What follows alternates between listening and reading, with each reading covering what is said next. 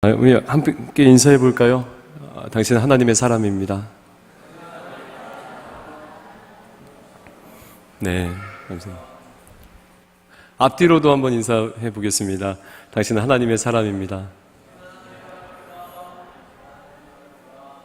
네, 예, 감사합니다.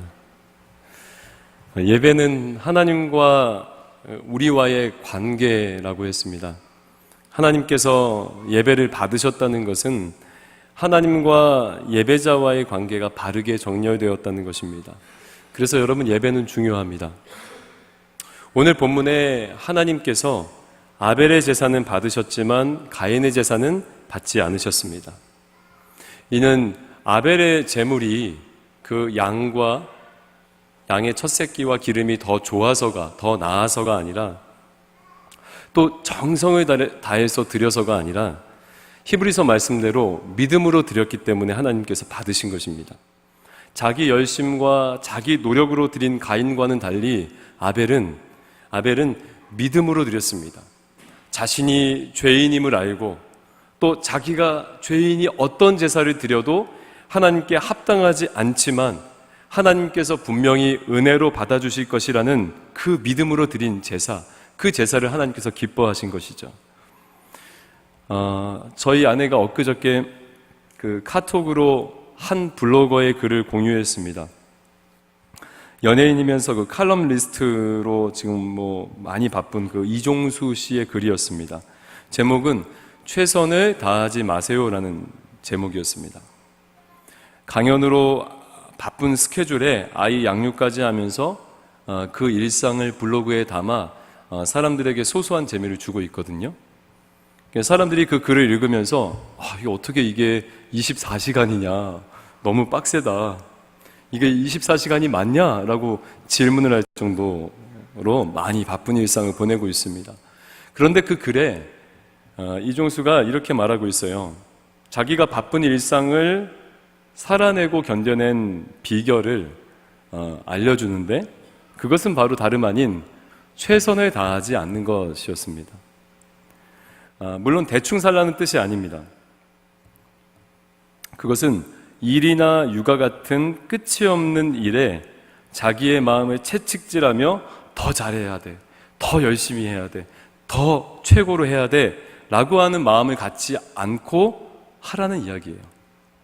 이 정도면 잘하고 있어, 훌륭해, 그래, 다음엔 더 잘할 수 있어 라고 하면서 최선이 없는 이 세상에 최선을 다하려고 하면 지칠 뿐이다 라고 하면서 최선 다하지 마세요 라고 하는 글을 썼습니다.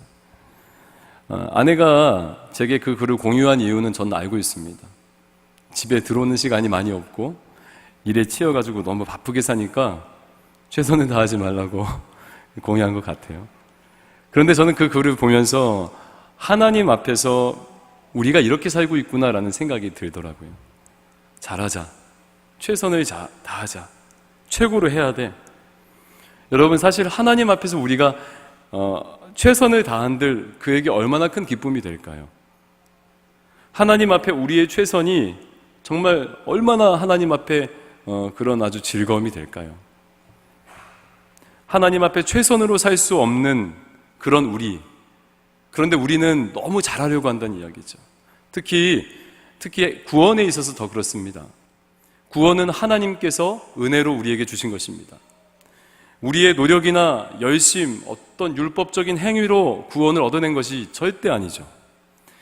그러나 우리는 어떠냐면 무엇이라도 내가 함으로써 자기 공로를 세워서 내가 얻어낸 것이다 라고 착각을 하고 살아간다는 이야기예요. 내가 이 정도면 예배 잘 드렸지, 내가 이만큼은 했지, 내가 이만큼은 수고했지, 내가 이 정도는 주일 성수했지 라고 하면서 말이죠. 그래서 주님, 내가 이 정도 했으니까 주님은 받으셔야 합니다, 주님은 이 정도는 인정해 줘야 됩니다 라고 우리가 주님이 생각한다는 얘기예요. 오늘 여러분, 가인이 그랬습니다. 아무 자격 없이 하나님의 은혜를 신뢰했던 아벨과는 달리 자기의 수고로 얻은 땅의 소산을 하나님께 드렸습니다. 그러나 주님은 거절했어요. 하나님을 신뢰하지 않고 자기 의로 드린 그 가인의 제사를 기뻐하지 않으셨습니다. 그렇게 열심을 다해서 드렸지만 거절되니까 여러분 가인 편에서는 어떻겠어요? 분이 나는 것이죠. 그래서 5절에 보니까 가인과 그 제물은 받지 아니하신지라 가인이 몹시 분하여 안색이 변하니 라고 하고 있어요. 그리고 그 분노가 곧장 아벨에게로 향했습니다. 8절에 보니까 가인이 그의 아우 아벨에게 말하고 그들이 들에 있을 때에 가인이 그의 아우 아벨을 쳐 죽이니라 라고 했습니다. 결국 가인은 아무 잘못도 하지 않은 동생 아벨을 시기하여 죽이고 말았던 거예요. 정말 천인공노할 그런 살인을, 형제 살인을 저지른 것입니다. 다윗을 시기하던 사울 왕도 그러했듯이 시기, 질투, 미움 이런 것들은 정말 무서운 것 같아요. 한번 마음에 품으면 완전히 그 사람을 사로잡아서 형제도 가족도 안 보이는, 그렇게 되는 거예요. 자기밖에 안 보이는 것이죠. 이런 가인에게 하나님께서 이렇게 물어보십니다. 9절에 보니까 여호와께서 가인에게 이르시되 내 아우 아벨이 어디 있느냐? 그가 이르되 내가 알지 못하나이다. 내가 내 아우를 지키는 자니이까. 동생이 어디 있는지 물어보시는데 이 가인이 아주 네 가지가 없는 대답을 하죠. 내가 어떻게 합니까? 내가 내 아우 아벨을 지키는 자입니까? 여러분, 하나님께서 과연 정말 그 아우 아벨이 어디 가는지 몰라서 그렇게 물어보셨을까요? 그것은 아니겠죠. 그것은 아마 가인에게 스스로 자백할 기회를 주신 것입니다. 그 아담과 하와 그들이 범죄할 때도 주님이 그렇게 하셨죠. 먼저 그들의 죄를 추궁하기보다 아담아, 네가 어디 있느냐? 이렇게 하나님께서는 가인에게 기회를 주시는데 가인은 아주 무례하게 되묻습니다. 내가 아우를 지키는 자예요? 내가 아니라, 그 말은 무슨 뜻이냐면 내가 아우를 지키는 자가 아니라 당신이 아우를 지키는 자 아닙니까? 왜 내게 묻습니까? 라는 그런 뜻입니다. 궁극적으로 하나님을 조롱한 거예요. 이에 하나님께서 이제 벌을 내리시는데, 자, 11절과 12절은 같이 함께 읽겠습니다. 자, 11절과 12절 같이 함께 한 목소리로 읽어보겠습니다. 땅이 그 입을 벌려 내 손에서부터 내 아우의 피를 받았은즉 내가 땅에서 저주를 받으리니 내가 밭을 갈아도 땅이 다시는 그 효력을 내게 주지 아니할 것이요 너는 땅에서 피하며 유리하는 자가 되리라. 아멘. 그러니까 내가 밭을 갈아도 땅이 효력을 주지 못할 것이다 라는 그런 하나님의 벌입니다. 무슨 말이냐면 이제 네가 농사를 지어도, 농사꾼인데 그 가인은 농사를 지어도 더 이상 소용이 없게 되었다는 이야기입니다. 그것이 벌이었습니다. 이전에 가인은 믿음으로 제사를 드리지 않았습니다. 자기 노력과 열심으로 얻어낸 소산으로 제사했고 그것이 가인이 생각하기엔 하나님 앞에 받으실 만했다라고 생각을 했죠. 그러나 여러분, 이제는 그렇게 잘못 예배를 드렸던, 그리고 아우를 죽인 이 가인은요, 이제는 아무리 일을 해도 또 아무리 수고해도 땅은 가인에게 소산을 내지 않게 되었던 것입니다. 무슨 말이냐면 결국 땅의 소산도 자기 노력으로 얻어내는 것이 아니라 하나님이 주셔야 얻을 수 있다는 얘기예요. 땅의 소산마저도 자기 수고로 얻어내는 것이, 자기 노력으로 얻어내는 것이 아니라 하나님이 허락하셔야 허락되는 것이다라는 이야기죠. 그것을 깨닫게 하시려고 이런 벌을 내리신 것입니다. 그리고 또 한 가지의 벌이 뭐였냐면 땅에서 이제 피하고 유리하며 살게 되었다. 무슨 말이냐면 하나님의 품을 떠나서 늘 방황하며 어디로 가야 될지 알지 못하며 그렇게 도망자의 삶을 살아야 했던 것입니다. 그래서 가인은 괴로워합니다. 자, 13절에서 14절 같이 한번 읽어볼까요? 시작. 가인이 여호와께 아뢰되 내 죄벌이 무거우니이다. 주께서 오늘 이 지면에서 나를 쫓아내시온즉 내가 주의 낯을 배웁지 못하리니 내가 땅에서 피하며 유리하는 자가 될지라. 물은 나를 만나는 자마다 나를 그러니까 이제 하나님을 떠나 살게 된 가인은 어디를 가도 이제 마음 편히 있지 못하게 되었습니다. 왜냐하면 동생을 죽인 살인자이기 때문입니다. 자신이 그랬던 것처럼, 자기가 한 것처럼 누군가에게 자기도 죽임을 당하지 않을까라고 하는 두려움 속에 살게 되었던 것입니다. 그래서 이러잖아요. 내 죄벌이 너무 무겁습니다. 나를 만나는 자마다 나를 죽일 것 같아요 라고 말한 것이죠. 그런데 여러분, 우리가 사실 가만히 생각해 보면 지금 가인이 저지른 일에 비해서, 이 살인죄에 비해서 지금 벌이 어때요? 좀 합당해 보여요? 가인은 지금 어떤 죄를 졌냐면 무고한 동생을 죽인, 그리고 하나님 앞에 그 죄에 대한 책임을 묻는 하나님 앞에 아주 무례하게 대들었던 그런 죄인이죠. 그가 얻은 죄는 뭐냐면 더 이상 땅이 수고한 만큼 열매를 내지 않는 것이고 유리하면서 살게 된 것입니다. 저는 별로 그렇게 무겁지 않은 벌이라고 생각합니다. 가인이 저지른 거에 비해서. 사실 이번 주에 제가 기사를 봤는데 예멘이란 나라에서 아동 성폭행범이 이제 공개 처형을 당했다는 소식을 이제 접했습니다. 사람들 보는 앞에서 총으로 총살 당하는 그 모습을 또 영상으로 찍어서 또 배포까지 했어요. 기독교적 가치가 없는 그런 가치를 전혀 모르는 나라에서도 죄질이 좋지 않아서 그 범죄를 용서할 수 없다며 그렇게 공개 처형을 한 것인데, 우리가 그렇게 생각하면 지금 형제를 죽인 자, 그죠? 형제를 죽인 자에게 내려진 벌치고는 약해 보이는 것이 사실입니다. 더군다나 하나님의 공의의 속성상 무고한 자를 살인한 가인은 당시의 법으로, 당시에 어떤 하나님께서 정하진 않았지만 아직 당시 어떤 시대적인 상황에서, 배경에서 생각했을 때는 죽어 마땅한 것이죠. 그러나 오늘 우리가 성경에서 확인하게 되는 것은 굉장히 의외의 일입니다. 의외의 일이에요. 벌을 내리는 그 심판 중에 오히려 지금 되게 재미있는 게 살인자 가인을 두둔하고 계신 하나님을 보게 되는 것이죠. 자, 15절에 보니까 이렇게 되고 있습니다. 여호와께서 그에게 이르시되 그렇지 아니하다. 가인을 죽이는 자는 벌을 7배나 받으리라 하시고 가인에게 표를 주사 그를 만나는 모든 사람에게서 죽임을 면하게 하시니라 라고 했습니다. 가인은 사람들이 자신을 죽일까 두렵다고 호소를 했거든요. 물론 우리가 여기서 한 가지 생각해야 될 것이 14절과 15절에 나와 있는 가인과 아벨 외에 다른 사람들이 도대체 누구냐, 아담과 하와, 가인과 아벨인데 누구냐라는 문제를 우리가 좀 이렇게 생각할 수 있는데, 여러분, 창세기라고 하는 책, 인류의 역사의 모든 사람들을 미주알 고주알 다 써놓은 책이 아닙니다. 창세기는, 그죠?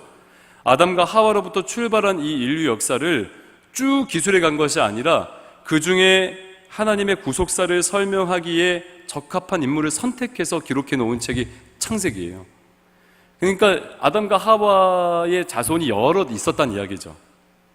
그 중에 가인과 아벨이 지금 하나님의 구속사를 설명하는 데 선택되어진 인물이라는 이야기입니다.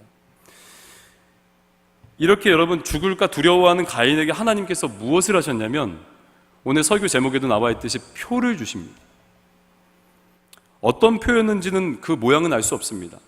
어떤 학자들은 여기에다 새겨놓은 거 아니냐, 손등에다 새겨놓은 거 아니냐, 아니면 표를 준 거 아니냐 이렇게 이야기를 하는데, 어쨌든 분명한 것은, 어떤 표인지는 우리가 잘 알지 못하지만 분명한 것은 뭐냐면 죽임을 면하게 하는 표라는 이야기죠. 이 표가 있으면 죽임을 절대적으로 면한다라는 이야기입니다. 그래서 가인의 이 표, 가인이 얻은 이 표는 하나님의 돌보심을 뜻하는 것이죠. 하나님의 돌보심, 보호하심. 여기서 표는 사실 히브리어로 오트라고 하는 단어인데, 어떤 단어냐면 이런 거예요. 표적, 사인이란 뜻이에요. 표가. 그러니까 우리가 알고 있기로는 그냥 이렇게 만들어서 낸 표 같잖아요. 그게 아니라 사인이란 뜻입니다. 이 오트라고 하는 단어가 쭉 넘어가다가 출애굽기 12장에 등장을 하는데, 그것이 뭐냐면 출애굽기 12장 13절에 똑같은 단어가 오트라고 해서 나옵니다. 한번 읽어볼까요? 같이 읽습니다. 시작. 내가 애굽 땅을 칠 때에 그 피가 너희가 사는 집에 있어서 너희를 위하여 표적이 될지라. 내가 피를 보일 때에 너희를 넘어가리니 그 피가 너희를 위하여 표적이 될지라 해서 표적, 이 가인이 받은 표하고 동일한 단어입니다. 오트라는 단어예요. 그러니까 그 피가 표적이 될 거다. 여러분, 피는 뭡니까? 피는 심판이고 죽음을 상징합니다. 그러니까 당시에 이집트 왕 바로가 노예 이스라엘을 보내지 않자 하나님께서 애굽 전역에 처음 난 것을 다 죽여버립니다. 다 쳐요. 사람이든 짐승이든 첫째를 다 죽입니다. 그러나 양을 잡아서 그 양의 피를 집 문설주에 발라져 있는 그 집에 있는 첫 것은 죽지 않게 죽임을 면하게 되었습니다. 죽음의 영이 그 집을 넘어갔어요. 그래서 이를 기념하기 위해 지키는 절기가 죽음의 영이 그 집을 넘어갔다라고 해서 패스오버, 유월절이라고 하는 것이죠. 아까 우리가 찬양도 했죠. 즉 어린 양의 피는 심판 중에 이스라엘을 보호하는 하나님의 표라는 뜻이에요. 하나님의 표, 은혜의 표라는 이야기. 마찬가지 오늘 가인에게도 지금 하나님의 은혜의 표, 죽임을 면하는 은혜의 표가 주어진 것입니다. 그래서 저는 더더욱 이해할 수가 없는 거예요. 이게 진짜 이상한 것이죠. 아니, 벌을 주셨으면 주셨지, 벌을 주시고 그렇게 형벌을 주시고 그렇게 살라고 하면 살라고 했지, 왜 이런 표를 주실까? 분명히 지금 가인은 살인죄를 저질렀고 전혀 반성의 기미가 보이지 않는데, 정말 무고한 동생을 죽여서 신인 공분할 그런 아주 엄청난 일을 저질렀는데 왜 하나님이 보호하시냐는 것입니다. 이상하고 이해하기 힘든 일이에요. 그런데 여러분, 여기에 앉아있는 우리 모두가 이상하고 이해 안 되는 그 일을 다 경험한 것이죠. 성경의 가인이 나와 전혀 상관없는 옛 구속사를 설명하기 위해 선택되어진 어느 사람이 아니라, 여러분, 가인은 시기하고 질투하며 남을 죽이는 자, 이 가인은요 다른 사람이 아닙니다. 이 가인의 후예는요 저와 여러분들이었어요. 남을 미워하고 시기하고 질투하여서 남의 것을 찬탈하고 빼앗고 죽이는, 그렇게 자기밖에 모르는 자 가인은 결코 다른 사람이 아니라 우리였다는 이야기죠. 우리가 가인과 같은 자여 가인의 후예라는 이야기입니다. 믿음으로 예배를 드린다라고는 입술로는 하지만 자기 열심으로 절대자에게 나가서 원하는 것을 얻어내려고 여러분 예전에 종교생활 했잖아요. 그러니까 예배가 아니라 거래했던 것이죠. 절대자를 향해서 예배가 아니라 거래를 하면서 살았던 것이죠. 그래서 신앙을 무속적인 어떠한 것으로 그렇게 저급하게 우리가 여기면서 살았던 자들이 다름 아닌 저와 여러분들이었습니다. 이웃을 향해서도 늘 나 중심적이었어요. 시기하고 미워하고 내 뜻대로 되지 아니하면 안색이 변하고 분을 내는 자가 우리입니다. 어느 목사님은 이렇게 말하더라고요. 우리가 상황만 허락되면, 분노하며 어떤 상황들만 허락되면 우리도 마찬가지 남을 죽일 수 있었을 것이다. 가인과 같이 살해낼 수 있었을 것이다. 그렇게 이야기하더라고요. 그래서 예수님이 뭐라고 하셨냐면, 형제를 미워만 해도 살인한 자요, 음욕을 품기만 해도 간음한 자라고 했던 것입니다. 그런 마음을 품고 있으면 결국 행동을 가져오기 때문에 그런 것이죠. 여기서 어느 누구도 남을 미워해보지 않은 적이 없을 거예요. 그런 사람이 없죠. 다 누군가를, 지금도 누군가를 미워하고 있어요.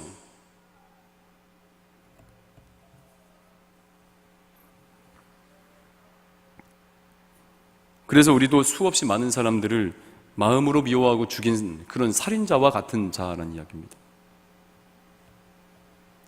이렇게 하나님을 떠나서 마치 가인처럼 언제 죽을지 몰라서, 그리고 이 인생이 마지막이라고 생각하고 언제 죽을지 몰라 죽음을 두려워하며 살고 있는 인생이 바로 저와 여러분들의 인생이었습니다.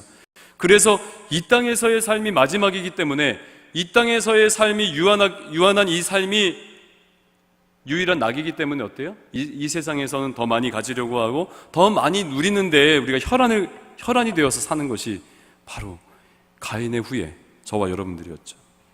또 마치 가인처럼 어디로 가는지 알지 못하고 목적 없이 방황 없이 그렇게 유리하는 자가 되어서 살았던 인생이 바로 저와 여러분들의 인생이었습니다. 그래서 죽어 마땅한 죄인이지만 죽임당함을 면하게 하신 하나님의 표가 우리에게도 주어졌습니다. 그것이 뭐죠? 갈보리 언덕 위에 예수님의 십자가죠. 죽을 수밖에 없는 죄인이 하나님의 돌보심을 받는다는 표입니다. 우리의 죄를 대신 지시고 죽임당하시고 사흘 만에 부활하신 그 그리스도, 이제 그의 이 하나님의 사랑의 증거이신 그 십자가 그리고 부활이 바로 하나님께서 우리를 돌보고 있구나, 그래서 죽임당함을 면하게 하셨구나라고 하는 그 표가 된다는 이야기입니다. 증거가 된다는 이야기입니다. 그래서 이제는 더 이상 죽음을 두려워하지 않고 살 수 있죠. 왜요? 영원한 삶이 우리에게 예비되어 있으니까. 그래서 이 땅에서 살아갈 때 그 영원한 삶을 바라보며 살고, 또 친히 하나님께서 함께 하셔서 방황하며 유리하면서 살지 않게 되었던 것이죠. 분명한 목적이 있는 것입니다. 하나님께서 개개인마다 주신 사명이 있는 거예요. 여러분, 우리가 늘 바라보고 붙들어야 하는 것이 바로 이 표입니다. 십자가 밑에 참된 안식이 있는 거예요. 십자가 밑에 진짜 참 생명이 있는 것입니다. 그런데 오늘 본문을 보면 정말 안타까운 것이 뭐냐면 본문이 끊겨진데 그 이후로 우리가 계속 읽었죠. 16절과 17절을 읽었습니다. 그런데 창세기 4장 17절에 보면 이렇게 나와 있습니다. 분명히 하나님께서 유리하고 방황하며 살도록 그렇게 벌을 내리셨는데 이 가인이 여호와 앞을 떠나서 노 땅이라는 곳에 거주합니다. 거주하면서 뭘 했냐면 에녹성을 지었어요. 에녹이라 이름하는 성을 쌓았습니다. 그러니까 지금 가인을 보호하고 가인에게 참된 안식을 주는 것은 원래는 하나님이 주신 표인데, 이 표만 있으면 이 사람이 죽임을 면하게 되는 것인데 가인은 그것을 믿지 못했던 것입니다. 믿기지 않는 것이죠. 이 표 따위가 날 어떻게 보호할 수 있어? 라고 하면서 그렇게 뭘 한 거예요? 성을 쌓은 것입니다. 다른 사람들이 나를 찬탈하지 않을까? 내 것을 빼앗지 않을까? 나를 죽이지 않을까? 라고 하면서 성을 쌓은 것입니다. 에녹이라고 하는 성이요. 그 성이 자기를 보호해 줄 것이라 믿었던 것입니다. 가인이요. 여러분, 이 가인의 모습은 정말 무섭게도 우리 그리스도인들의 모습을 대변해 주고 있는 것이죠. 예수 그리스도의 은혜를 입고 우리에게 참 안식과 평안이 바로 십자가라는 표 그 안에 있는데, 예수 그리스도의 대속의 은혜, 그래서 하나님의 자녀가 되었다는 그 사실에 있는데 우리는 어떻게 하냐면 믿지 못하는 거예요. 보이지 않고 만져지지 않으니까, 당장에는 내 삶이 풀리지 않으니까 믿지 못하고 거기를 의지하지 못하는 것입니다. 그 사실을, 그 복음의 진리를 의지하지 못하는 거예요.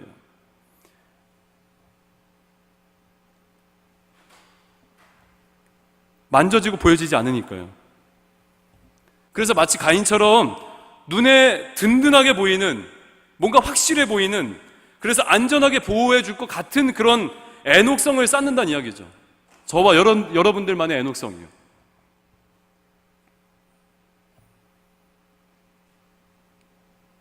명문학교라는, 좋은 직장이라는 에녹성, 좋은 배우자, 좋은 조건의 배우자라는 에녹성, 이러한 것들이 우리의 삶의 목표가 되고 이러한 것들이 참된 안식을 줄 것이라 우리가 그렇게 믿고 나만의 에녹성을 쌓고 지낸다는 이야기입니다. 가인처럼 말입니다.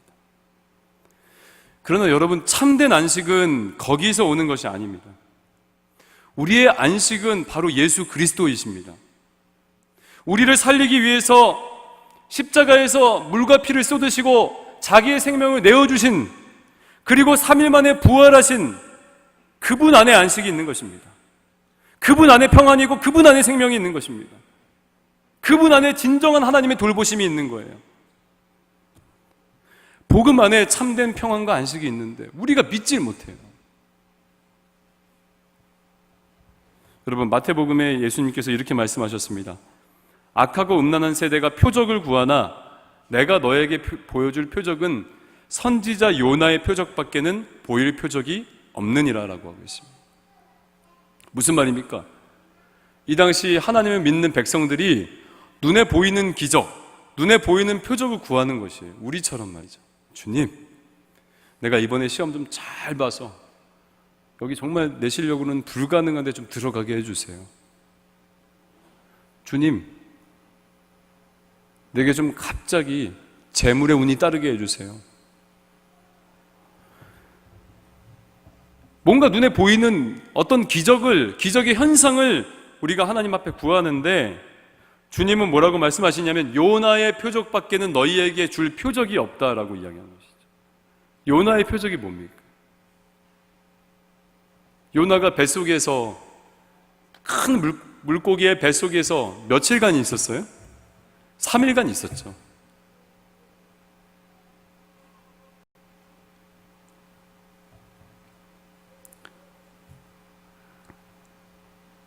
바로 그 표적이 어떤 의미냐면 예수 그리스도의 죽으심과 부활하심입니다. 예수님께서 우리를 위해 죽으시고 부활하심으로 이제 그렇게 우리의 죄를 대속하심으로, 또 그렇게 우리를 의롭다 하심으로 이제는 우리가 하나님과 영원히 동행하게 된 것이죠. 하나님의 돌보심을 받게 된 것입니다. 우리에게 그 표가 있는 거예요. 가인이 누렸던 그 은혜의 표가 지금 저와 여러분들 가운데도 있는 것입니다. 제가 아이를 키우면서 느끼는 것이 하나 있는데, 한 인생이 이렇게 쭉 성장해서 자라가서 이렇게 살아간다는 것은 기적이구나라는 것을 제가 느끼게 됩니다. 늘 정말 기적이구나. 왜냐하면 정말 정말 위험천만한 세상이거든요. 얘가 때론 아프기도 하고요, 때론 어디 가서 찢겨오기도 하고, 또 넘어져서 다치기도 하고, 얼마나 험난한지 모릅니다. 부모가 봤을 때. 어느 날 하율이가 어린이집 갔다가 아이들하고 싸웠는지 눈 밑에 이렇게 손톱 자국이 이만큼 찢겨서 온 거예요. 근데 그 자국 깊이가 엄청나게 깊은 거예요. 와, 큰일 났다. 이 눈이 다치지 않았을까? 그리고 나를 닮아서 잘생긴 그 얼굴에 이게 흉이 남지 않을까? 다들 동의하시니까 감사하네요. 정말 깜짝 놀랐어요. 그래가지고 막 진짜 내 안에서 이 가인이 낸 것보다는 더 심한 분이 막 나고 안색이 변하고 막 그랬습니다.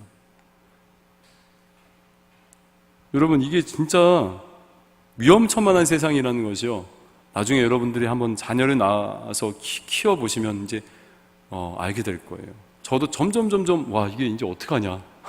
이 어릴 적에 이런데. 그래서 기적이라는 이야기입니다. 우리가 살아가는 것은 기적이구나. 여기 계신 모든 분들이 그 기적을 경험했구나. 1차적으로는 부모의 돌보심을 받으며 그 기적을 경험했구나. 그리고 실제적으로는 하나님의 돌보심을 받고 자랐구나. 제 아들이 이제 뛰어다니기 시작했습니다. 뛰어다니는 모습이 얼마나 귀여운지 모르겠습니다. 아장아장 이렇게 뛰어다니는데 좀 빨라요. 되게 신기하고 귀여운데 이제 더 조심을 해야 되겠더라고요. 왜냐하면 아이가 뛰다 보니까 골목길에서, 보이지 않는 골목길에서 차가 쌩 지나가는데 얘가 뛰어서 가버리면 차에 칠 수가 있겠더라고요. 어제도 막 제가 쫓아가다가, 뒤에서 가다가 조금만 이게 타이밍만 저거 됐으면 차에 이렇게 받칠 뻔했어요. 아주 빠른 차는 아니었지만. 그래서 제가 항상 우리 하율이가 뛰어다닐 때 제가 이제 뒤에서 따라갑니다. 몰래. 뒤에서 이렇게 아장아장 따라가서 같이 뛰어가요. 막 같이 뛰어가고 또 요놈이 또 달려갈 때 또 같이 옆에서 막 뛰어갑니다. 하율이는 앞만 보며 뛰어가서 제가 옆에 달려오는지 알지 못합니다. 보지 못합니다. 제가 몰래 쫓아가거든요. 어제 그 본 친구들도 있죠? 아이를 사랑해서 위험으로부터 보호하기 위해서 옆에서 있습니다. 옆에 제가. 그럼 우리 주님도 우리와 같이 그렇게 옆에서 뛰세요. 걷기도 하시고 동행하시죠. 죄 많은 이 세상에서 혹시 넘어질까봐, 혹시 실수할까봐, 낙심할까봐 옆에 계십니다. 늘 함께 계십니다. 우리는 보지 못하지만 뒤에서 늘 우리의 삶을 선한 대로 그 하나님의 복된 나라로 인도하시는 것이죠. 이것이 기적입니다. 기적. 가인과 같은 우리, 죄악으로 하나님을 멀리 떠나버린 그러한 우리, 그러나 우리가 죄인 되었을 때에 그리스도가 우리를 위해 죽으심으로 하나님께서 자기의 사랑을 증거하셨어요. 로마서 5장 8절에 나와 있죠.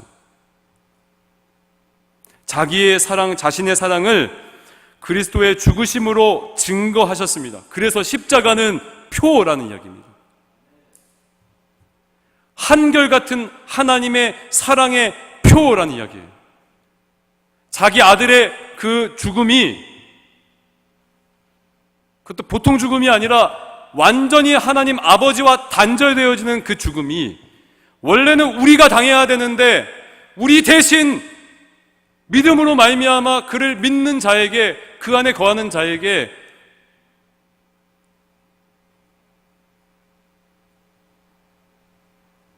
하나님께서 사랑하셔서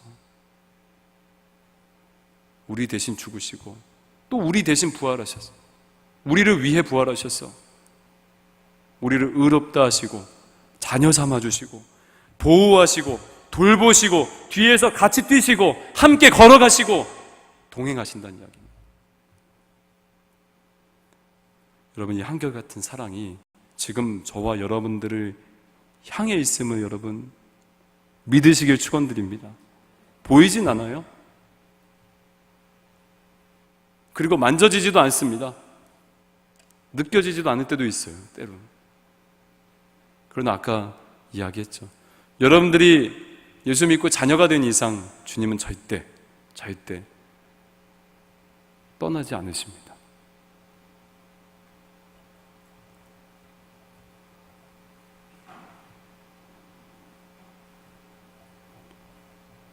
세상 속에서 나만의 애녹성을 쌓고 있다면 이제는 여러분 돌아오십시오.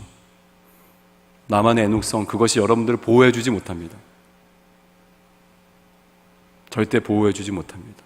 바로 그리스도 안에 있어야 우린 진정한 보호를 받을 수 있습니다. 아버지의 품으로 돌아가는 은혜가 이번 한 주, 그리고 이제 우리가 앞으로 정말 귀한 강사들을 모셔서 우리가 치르게 될 수련회 가운데 그런 은혜가 넘치길 간절히 원합니다. 여러분, 제가 간단히 소개를 하자면, 지난주에 허바울 목사님 너무 은혜 많이 받으셨죠. 그러니까 저는 여기서 너무 좋아서 어떻게 이야기할지 모르고 표현할지 모르고 뭔가 얘기는 해야 되겠는데 막 다른 이야기가 안 나오는 거예요. 너무 좋다고. 근데 여러분, 실제로 대형 집회들, 수천 명이 모이는 대형 집회들에도 우리가 이번에 모시는 강사진처럼 강사진들을 모시지 않습니다. 무슨 말씀인지 아세요? 이런 강사진을 모실 수가 없어요. 그래서 여러분 제발 한번 속는 셈 치고 이번 14, 15, 16은 좀 빼가지고 한번 말씀을 들어보십시오. 그 가운데 사진을 제가 제 사진도 있는데 그 제가 고른 건 아니거든요. 여러분, 제가 고른 건 아니고 우리 청년들이 그게 가장 젊게 나온 거다라고 해서 고른 거라서 저는 좀 약간 뒤에 놔두셔도 좋은데요. 강디모데 전도사님이 북한에 8번 이상씩 왔다 갔다 하면서 복음을 전하는 북한 분이세요. 탈북하신.